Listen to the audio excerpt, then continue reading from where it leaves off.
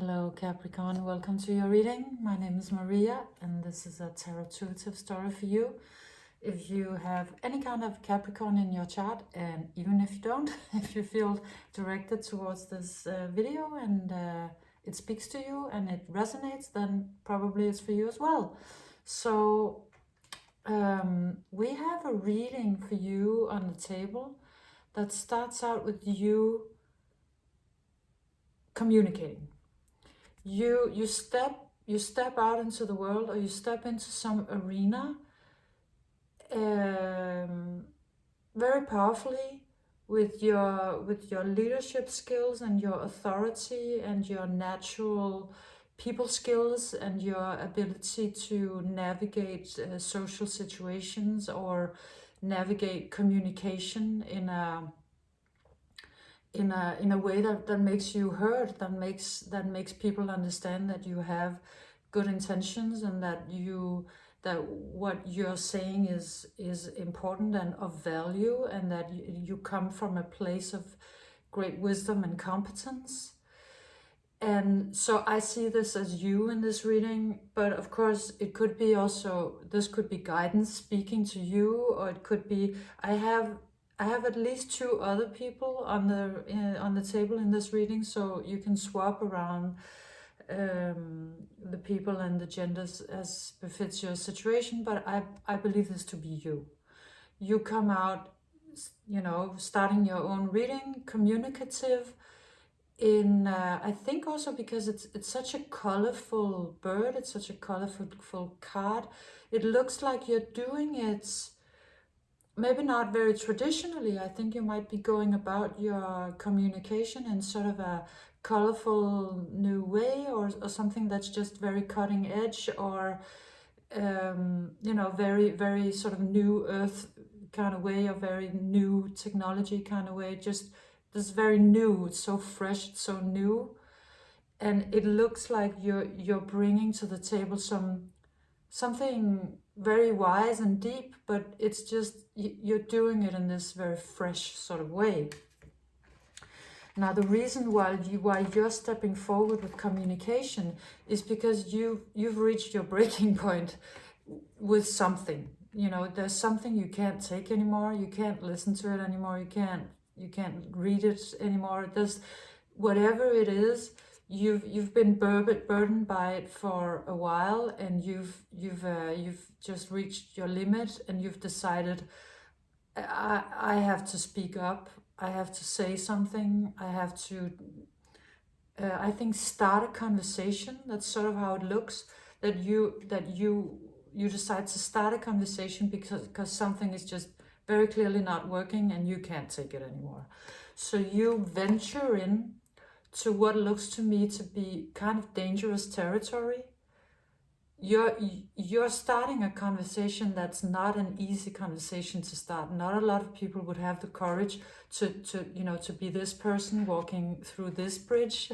It doesn't look very comfortable or safe necessarily to me. It looks like you would have to face certainly some dangers, or some possibly some questioning, or you have to be very powerful to walk this path. You have to be powerful to start this conversation, and you have to have sort of really clear and pure intentions, which you have, that you have. But it takes a courageous person to walk this path, to start crossing this bridge. So and of course that's also why probably you reached your breaking point before you did it, because it's not very easy. But you do start this conversation, and the way it looks to me, so it could be so many different scenarios. You might already know at this point. So because I feel like you're taking on at least two different energies. So these energies could be like your employees, your parents, your children, your friends, however that it could be you taking on two thought forms within yourself that you would like to change, two habits or something, or or you could be participating in sort of a bigger conversation. This communication that you're stepping out with could be you writing a book, or an article, or somehow participating in a bigger conversation, on a societal level. And the two energies that you're taking on, these could actually very well be also kind of masculine and feminine energies. You could be taking on a larger conversation about toxic masculine and toxic feminine. And they come out like this. The two people or energies that you're taking on are these two. This one, the swan, which always looks so aggressive and petty and angry to me. And then this deer that looks overly shy, passive, timid, frightened. And so these are the two energies you're dealing with, right? So let's take this one first, which would be sort of the toxic masculine, let's say. And that energy, the way, what you're pointing out is that this energy is just too angry, and it criticizes too much. It comes out like this. So the swan from the Cosmic Creatures deck, and the postponement from the Zen tarot, and the Three of Inspiration from the Muse deck. So this one comes out of sort of a criticizer who always wants things to be done differently, more, better, more things, more money, more action, more work, more all the time. And sort of it comes out like sort of FOMO, or being very, very workaholic, or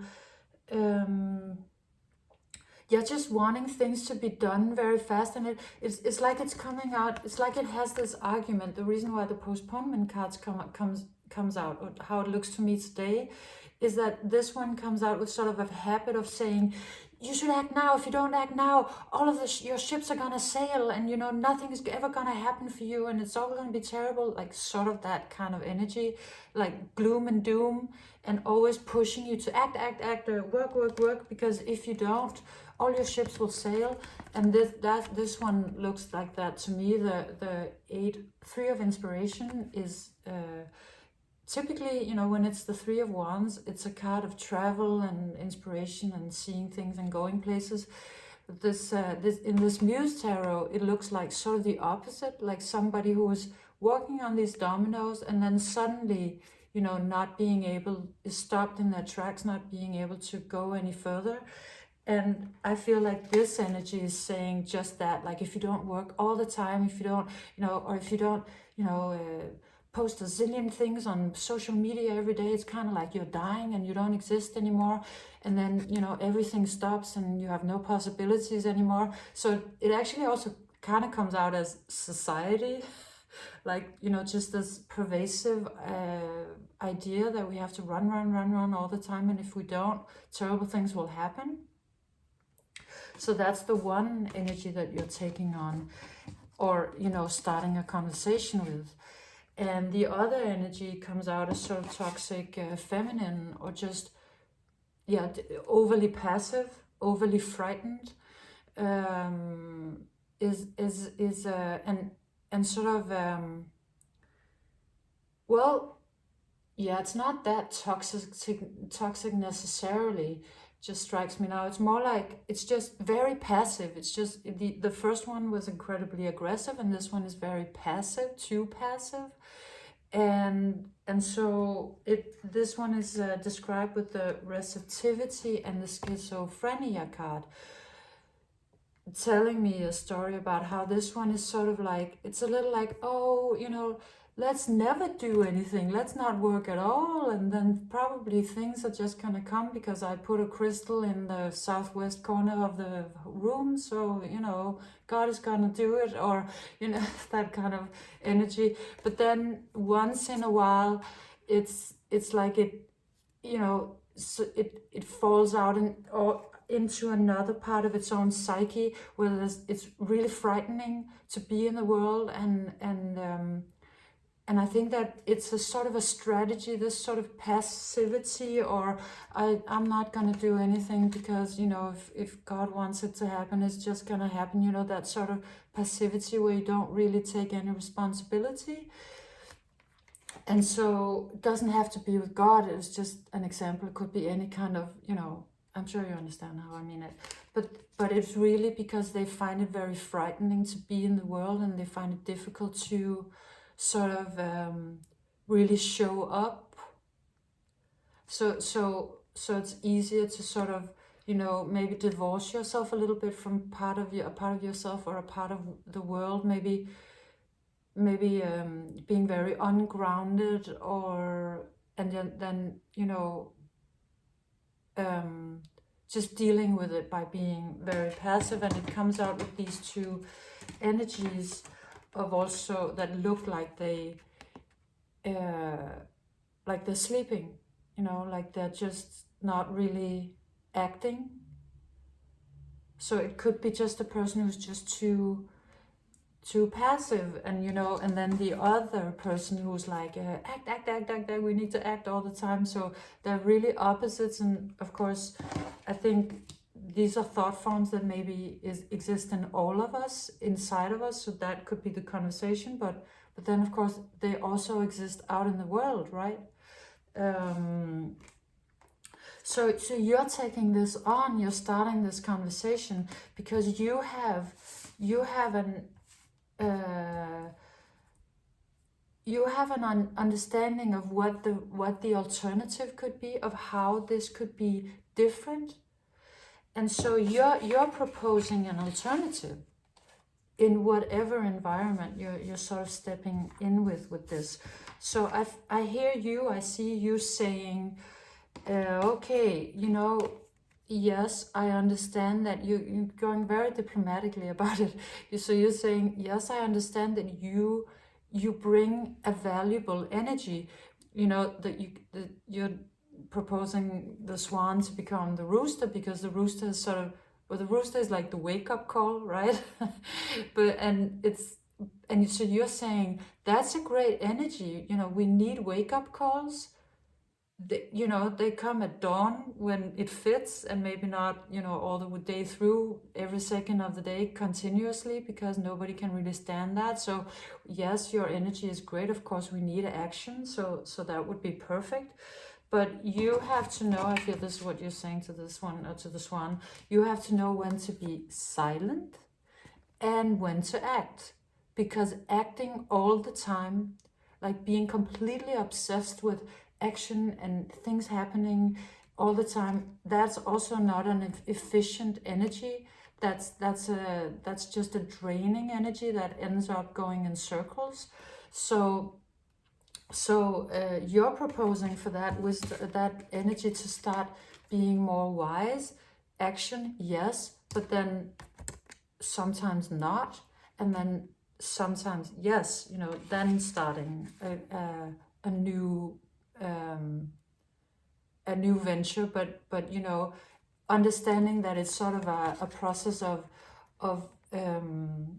sorry, that was not the one, of letting some things, you know, happen by themselves, not action all the time, but working, let it grow, let it happen, let it evolve, and then you know, it's sort of a much more balanced way. And this also looks much more, it looks both more peaceful and more sunny. It looks like taking initiative that are actually, you know, something that you feel like doing, that you want to do, something that is supported by spirit and the energies. And you know, it's the Fool card is an initiative card, but it's not like all the time working. It's more like, you know, inspired working. It's like working smarter, not harder.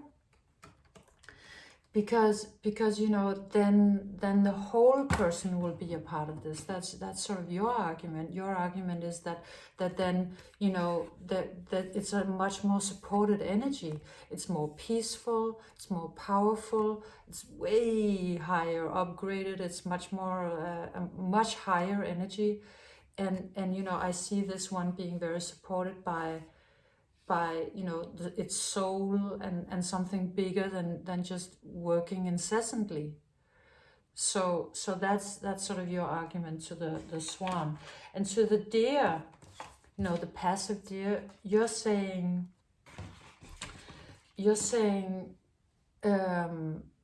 how about becoming a little more curious about life, you know, look, you try to wake up to some curiousness or some passion. This comes out with the rat and the intensity card, and they sort of, they look to me like inviting the deer to do small things, because I think the deer may be passive because it's overwhelmed. And I think you know that, you know, your wisdom is that you understand that. You understand that sort of their predicament. You understand why they are not acting. So you want to invite them to be more curious, maybe also work a little bit more with communities, because, you know, the rats have a whole civilization. So it's kind of like, you know, and then from there, intensity happens.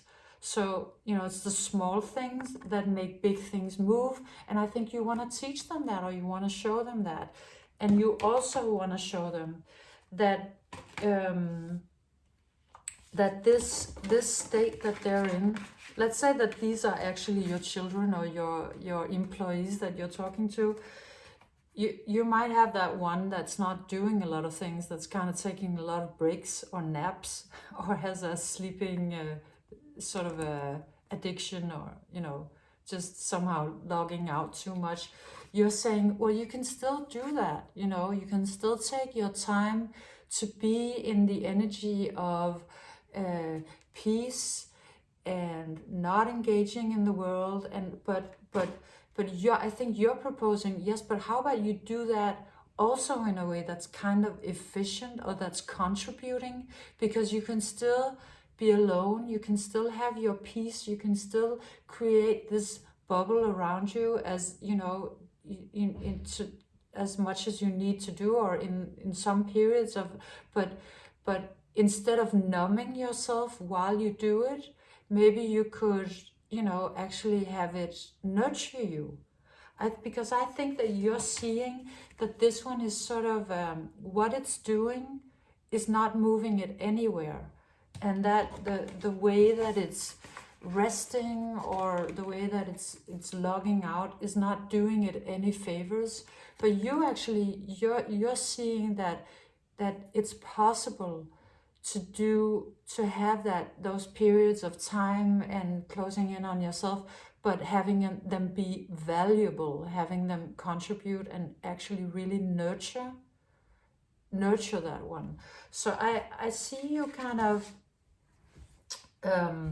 taking on this incredibly difficult conversation, because you have to take, I feel like you have to touch on so many subjects that could be really touchy for these people that, or these energies within yourself, if that's the case, or even if you're taking on a big debate in society. Of course, coming with these kinds of truths is not an easy task, but you know, I'm thinking if somebody can do it, you can. So so let's see how this is working out. So I'm taking an animal oracle for you here at the end. So you come out with the coyote spirit that says trust in divine detours. And I think this is about how the let's say the road that you're on to take this conversation is gonna it's gonna be maybe a little surprising to yourself. It's gonna take on some funny, kind of quirky, yeah, detours, or I think how I understand this actually is to go about it a little circumferential, is that the word? Just you know, in order to get your point across, to not be too direct, which I actually also think you wouldn't be, because you know you're a natural diplomat. So I think that you would be very diplomatic about it, and you would have to be to walk this road. But I mean, if it turns out that this conversation takes, you know, sort of a left turn, I believe that this is telling you, don't worry, keep going, Capricorn, because you have something so important to say. So, you know, if it turns out to be a little bit of jumping through some hoops, or taking different turns than you thought it would, just, you know, trust that you're still on the right road, and that this conversation and that wisdom that you're stepping out with is incredibly important, and it needs to be communicated. So, you know, just have faith, be trusting, and you know, for sure speak this truth, because it's important. So this was kind of a funny reading for me, because, you know, usually they come out as stories. This came out as a conversation. So, but that was apparently the message that needed to come through. So I hope this made sense to you. I hope you could, you know, you benefited from it, and hit that like button if you did, if it helped you, or if you liked it, and commenting and subscribing is also always appreciated. And you know, come back again soon. I'll see you next time, Capricorn. Bye.